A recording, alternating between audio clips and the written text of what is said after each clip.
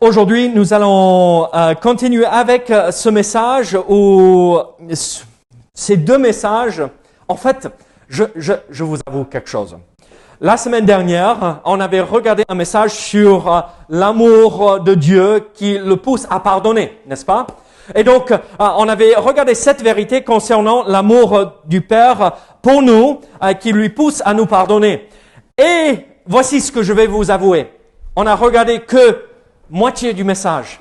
Il n'y avait pas le tout. Et donc, on va finir aujourd'hui avec cette deuxième partie du message concernant l'amour de Dieu. Et donc, est-ce que vous pouvez citer avec moi, haute voix, Jean 3,16?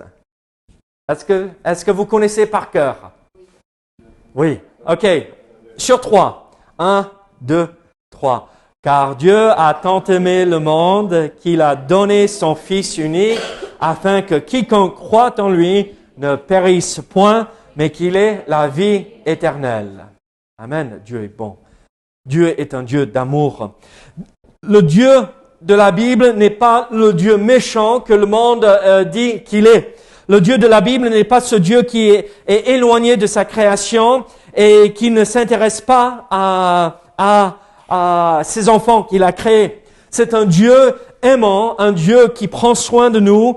Et ce n'est pas que nous avons reçu des promesses où il dit, si tu viens à moi, je vais enlever tous les problèmes de ta vie. Il n'a jamais promis cela. Ce qu'il nous a promis, c'est qu'il serait toujours à nos côtés à travers ces épreuves, à travers ces moments difficiles. Et nous voyons à travers sa fidélité, son amour merveilleux, incroyable pour vous et pour moi. Et vous savez, Dieu veut pour nous, ses enfants, que nous comprenions parfaitement, le mieux possible si on n'arrive pas à le comprendre parfaitement, parce que nous sommes humains, on est limités, mais Dieu veut que nous essayions de comprendre le mieux possible cet amour qu'il a pour vous et moi, pour nous tous. Et comme la Bible dit dans Jean chapitre 3, verset 16, que la Bible nous révèle ceci, c'est cet amour qu'il a pour tout le monde. Pas juste une certaine catégorie de personnes, mais pour nous tous. Vous savez, là hier, Yann et Caris étaient là et j'ai posé la question à Caris. Caris, est-ce que tu aimes ton frère? Oui, j'aime mon frère. Et combien tu aimes ton frère? Et dans l'instant, je l'aime 1000 fois. Bon, c'est pas forcément exactement comment il faut exprimer cela, mais je l'aime 1000 fois. Waouh, c'est bien ça. Et là, je regarde Yann, et déjà, ça commence à monter, il devient tout rouge. Et Yann, tu aimes ta sœur? Combien tu l'aimes? 1000! Même pas 1000 fois, mais 1000! Et c'était mignon, c'était chouette, ils s'aiment, mais ils s'aiment se détester aussi le matin. Je sais pas pourquoi. Ils se réveillent et ils se cherchent et Yann est là. Mais c'est un homme. Déjà, c'est un homme. À 5 ans, c'est un homme. Il est grincheux quand il se réveille. Et il lui faut le café avant de commencer sa journée. Non, son yaourt. Et après, c'est bon. Et alors, ils s'aiment, mais il y a de temps à autre, comme tous frères et sœurs, ou comme toute sœur, n'est-ce pas? Il y a un petit frottement. Mais Santana, est-ce qu'elle t'embête de temps à autre? Tu l'avoues même. Mais est-ce que tu aimes ta sœur? Millions. C'est même mieux que mes enfants. Hein. Millions de fois. Est-ce que tu aimes, Christelle, tu aimes ta sœur? Oh, que oui! J'aime ma sœur. Là! Oui, il faut toujours faire mieux que les autres. Hein?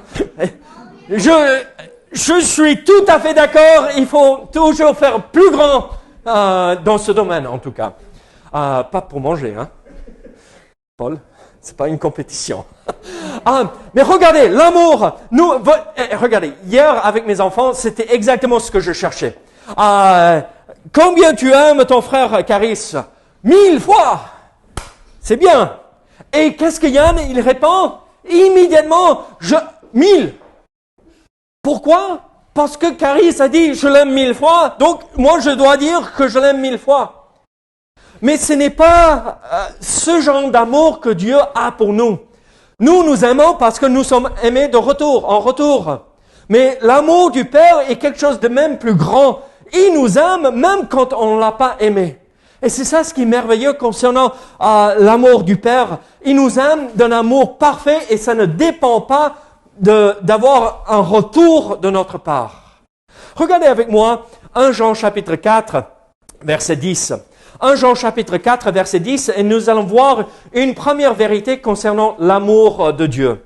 Nous voyons ici, dans 1 Jean chapitre 4, verset 10, « Et cet amour consiste non point en ce que nous avons aimé Dieu, mais en ce qu'il nous a aimés et a envoyé son Fils comme victime propitiatoire ou expiatoire pour nos péchés. » Regardez, ce qui est merveilleux, c'est que là, l'amour du Père ne dépend pas de si je l'aime en premier. Et cet amour consiste non point en ce que nous avons aimé Dieu, mais en ce qu'il nous a aimés et a envoyé son Fils comme victime expiatoire. C'est merveilleux, n'est-ce pas? Là, Dieu n'est pas là dans le ciel et en train de se dire « Ah, peut-être je vais aimer Sylvia si jamais elle va m'aimer. » Non, ce qui est merveilleux, c'est qu'il a choisi dans l'éternité passée qu'il va aimer Sylvia et Sylviane. Et depuis toujours. Et c'est pas juste parce qu'il savait que vous allez venir au Seigneur, mais il aime tout le monde avec le même amour. Même ceux qui le rejettent, il les aime. Là, la Bible nous dit que celui qui rejette le Seigneur, il y a l'éternité séparée de lui, n'est-ce pas? Qui les attend. Mais est-ce que ça veut dire que Dieu n'aime pas ces gens? Non, en fait, ça lui brise le cœur quand quelqu'un le rejette, parce qu'il a un amour parfait, même pour ceux qui ne l'aiment pas. Alors, nous voyons ici quelque chose de merveilleux. Ce n'est pas comme l'amour que nous avons entre nous. Je vais t'aimer parce que tu m'as aimé en premier. Non, il nous donne cet amour que nous ne méritons pas. Et nous ne pouvons rien faire pour le mériter. Vous savez, quand j'ai rencontré Mélissa, moi, j'étais au ciel, amoureux d'elle. Elle me regardait, qui c'est celui-là, hein? Mais qu'est-ce qu'il me veut? Et pourquoi il me parle? Et surtout, avec son accent, il a l'air un peu ridicule, là. D'où il vient? Parce que chez nous, Mélissa parle bizarrement, parce qu'elle vient du Nord. C'est un peu comme... oui, ceux du Nord, ils parlent bizarrement, et ceux du Sud, ils ont le vrai accent américain. Des sudistes, des vrais. Là, je me rappelle bien, quand elle est rentrée, pour la première fois, je vois Mélissa arriver et j'ai dit, oula, celle-là, il faut que je la rencontre. Il faut que je lui parle. Il faut... Waouh! Et là, j'ai réussi à avoir son numéro de téléphone, et c'était avant les portables, ça. Hein? Santana Cristal, vous imaginez jamais avoir un portable? Ça existait, hein, à l'époque des dinosaures, avant. Et c'est moi aussi, hein, j'en avais pas. J'étais marié avant d'avoir un téléphone portable, vous imaginez? Bon, ça existait, mais c'était dans les voitures.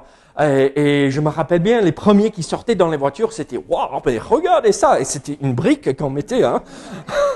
Mais là, j'ai réussi à avoir son numéro. Il fallait attendre pour qu'elle soit chez elle, dans la chambre où elle était, dans les dortoirs, pour qu'elle puisse décrocher. Et donc, tu attendais et tu faisais le numéro. Et après, elle décroche. « Ah oui, salut, toi. Ça va? Ok, oui, non mais j'ai autre chose à faire là. Hein? Oh. Mais éventuellement, j'ai gagné la bataille. Hein? Mais, je l'aimais sans qu'elle m'aime.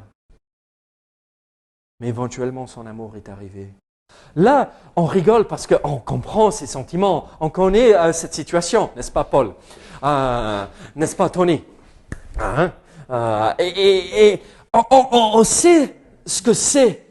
On sait dans un petit sens ce que ça signifie. Mais imaginez Dieu, il nous aime depuis toujours. Il aime tout le monde, tous qui ont vécu sur la terre et tous qui vont vivre sur la terre avec un amour parfait. Et même, on ne peut rien faire pour le mériter. Alors, c'est un amour merveilleux et même, il nous aimait avant qu'on l'aime en retour. Ce qui est merveilleux aussi concernant cet amour que Dieu a pour nous tous, regardez Romains chapitre 5, verset 8. Nous voyons ici en Romains chapitre 5, verset 8, « Mais Dieu prouve son amour envers nous, en ce que lorsque nous étions encore des pécheurs, Christ est mort pour nous. » Il y a un autre passage qui dit, même lorsque nous étions encore ou toujours ennemis, Dieu nous a aimés et Christ est mort pour nous. Là, c'est pas que l'amour de Dieu est immérité. On ne peut rien faire pour mériter cet amour, mais c'est qu'il nous a aimés avant qu'on cherche à recevoir son amour. Vous imaginez attendre et attendre pour que quelqu'un vienne par amour, et c'est ce qu'il fait. Il offre l'amour, un amour sacrificiel où il a sacrifié son fils à tous. Mais la grande majorité le rejette et ne veut rien savoir concernant cet amour. C'est même avant qu'on cherche qu'il nous donne cet amour. Mais on revient à ce même verset que nous avons déjà regardé en Jean chapitre 3 verset 16. Voici une vérité merveilleuse concernant l'amour du Père pour nous tous. Regardez ce que la Bible dit. « Car Dieu a tant aimé le monde qu'il a donné son Fils unique. » Qu'est-ce que la Bible dit ici, Santana? « Car Dieu a tant aimé le monde, qui veut dire tout le monde. Vous auriez dû être là hier pour le culte. On avait des gens de Nigeria, on avait des gens des US, Mélisse et moi et les enfants. On avait une personne de Tanzanie. On avait des Toulousains, quelques Toulousains, quelques Commingeois. Et il y avait qui d'autre? Il y avait une autre nationalité. C'est là, aujourd'hui. Paul, tu es né à Toulouse. Sylvia, tu es né où? Toulouse, tu es Toulousain. Sylviane, tu es né à Toulouse aussi? Ah, je croyais que tu avais juste vécu là, tu es né ailleurs. Mary Jo, Angleterre. Oui, au moins 2 anglophones, on se comprend parfaitement. Ah oui, je suis né en France. Oh, mince alors, comment ça? Mais regardez, ce qui est merveilleux ici, quand Dieu dit « car Dieu a tant aimé le monde », ça veut dire qu'il aime les Anglais, même s'ils ne savent pas cuisiner trop. Pardon. Il aime les Américains, il aime les Commingeois, il aime les Toulousains, il aime, je ne sais pas d'où tu viens, Tony? Agen. Oula, c'est un autre monde là-bas. Il aimait ces gens là-bas. Regardez, voici ce qui est merveilleux. Dieu ne regarde pas les gens des Amériques. Merci, un voisin. Il nous aime tous parfaitement. Il nous aime tous de la même façon. Et vous savez, pratiquement parlant, ce que ça signifie, ce que ça veut dire, c'est que là, il aime les Toulousains, mais il aime aussi parfaitement les Anglais. Mais ça, c'est mon père. Alors, il faut que je regarde les Toulousaines et dire, je les aime autant que le voisin qui vient des Amériques. Vous savez, quand nous rentrons dans la famille de Dieu, nous laissons tomber nos identités et nous devenons chrétiens en premier. Nous devenons chrétiens en premier. Et après, on garde certains aspects de notre culture. Je ne pourrai jamais perdre mon accent, désolé. Vous allez supporter ça pendant des années. Je peux rien faire pour perdre mon identité. Quand vous me regardez, vous dites, oui, il a une tête d'Américain. Non? Oui?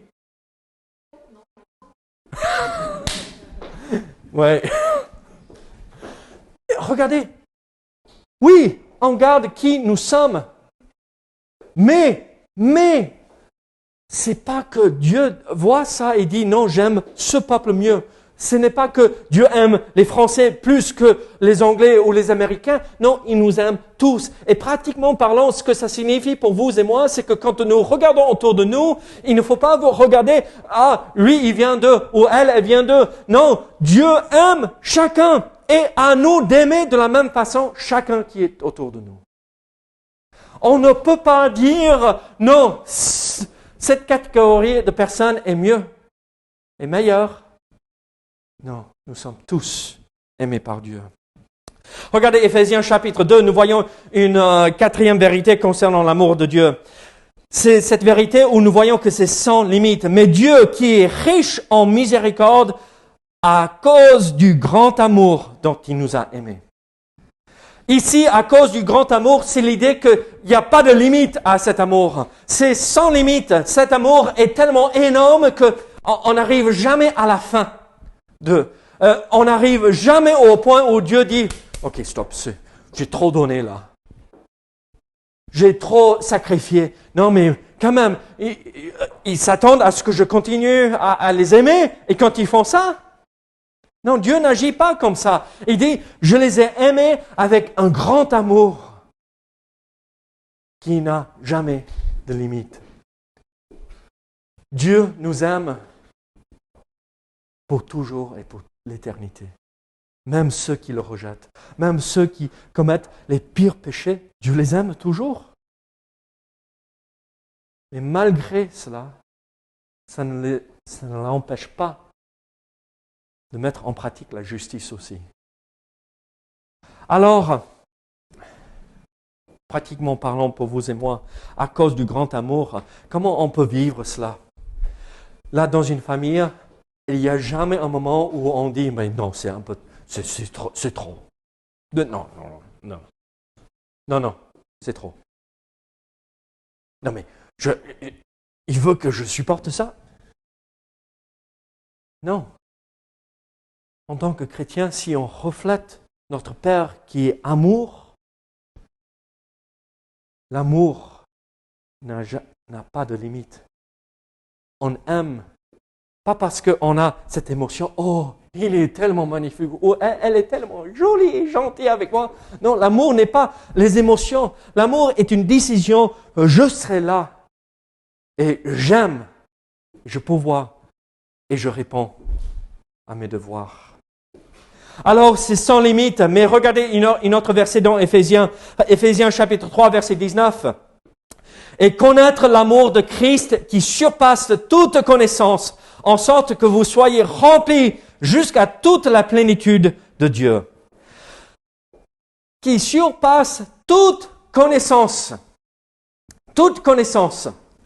Regardez, là, ça c'est incroyable. Là, on est humain et on est arrivé à un moment où on a toute cette technologie autour de nous. Si je connais pas un mot, je prends mon téléphone et je demande Siri, qu'est-ce que ça veut dire? Qu'est-ce que ça signifie? Siri, allume la cuisine, la lumière dans la cuisine. Siri, éteint la lumière en bas. Et la technologie, on a toute la connaissance au bout des doigts, n'est-ce pas? Mais en fait, ici, nous voyons que l'amour de Christ qui surpasse toute connaissance. Qui veut dire, c'est pas juste sans limite, mais c'est insondable. On ne peut pas arriver au fond pour comprendre parfaitement l'amour que nous pouvons recevoir de Dieu.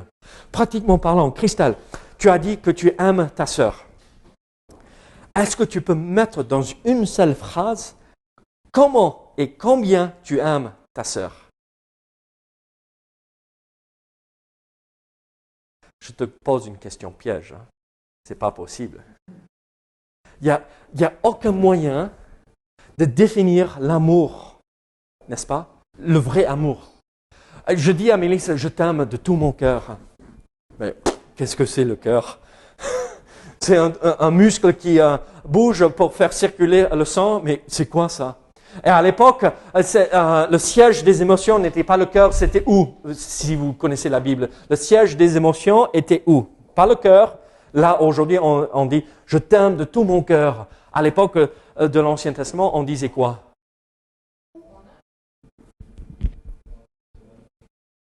C'est ici. Vous savez, quand on a peur, on le sent dans l'estomac, n'est-ce pas? Dans les tripes.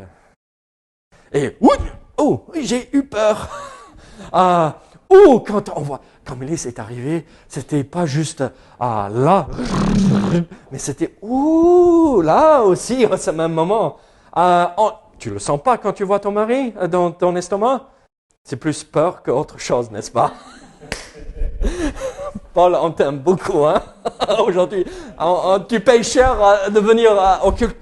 Mais là, on ne comprend pas. On ne peut pas exprimer quand on dit « je t'aime » à quelqu'un et quand on l'aime vraiment, il n'y a aucun moyen de mettre sur papier toutes les émotions, toutes les réactions physiques que nous pouvons ressentir, tout cela sur papier pour dire « voilà combien je t'aime ». Mais imaginez, ça c'est nous en tant qu'humains. Mais là, Dieu est tellement plus grand, c'est avec cet amour même 1000 fois, 100 milliards de fois plus grand, c'est le même amour qu'il a pour nous, qui surpasse toute intelligence, insondable. Mais nous voyons une dernière vérité. Regardez, Jérémie 31, verset 3. De loin l'Éternel se montre à moi, je t'aime d'un amour éternel. Je t'aime d'un amour éternel. Avant que Dieu crée l'univers, il pensait à Francis, à Fanny, à Tony, et je ne vais pas faire le tour, sinon ça prend trop longtemps. Et il disait, je l'aime. Avant que le temps existe, Dieu avait un amour parfait pour nous tous. C'est un amour éternel qui ne flétrit pas, qui ne se fane pas comme les fleurs et qui est toujours là pour nous. Pas juste dans le passé, mais dans l'avenir. En sachant exactement la bêtise que je vais faire demain, il décide de m'aimer quand même. Vous imaginez? En sachant les choses que je vais faire qui ne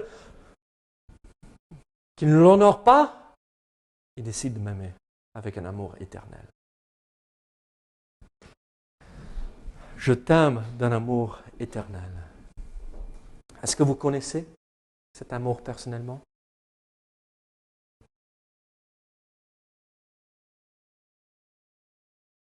La Bible dit, Dieu a tant aimé le monde, il a donné son Fils unique, afin que quiconque croit en lui ne périsse point, mais qu'il ait la vie éternelle. Moi, je ne sais pas pour vous, mais quand je regarde ce que c'est cet amour, je veux l'avoir, je veux le recevoir, je veux vivre cet amour, n'est-ce pas? Mais comment le recevoir? Croire. C'est aussi simple que ça.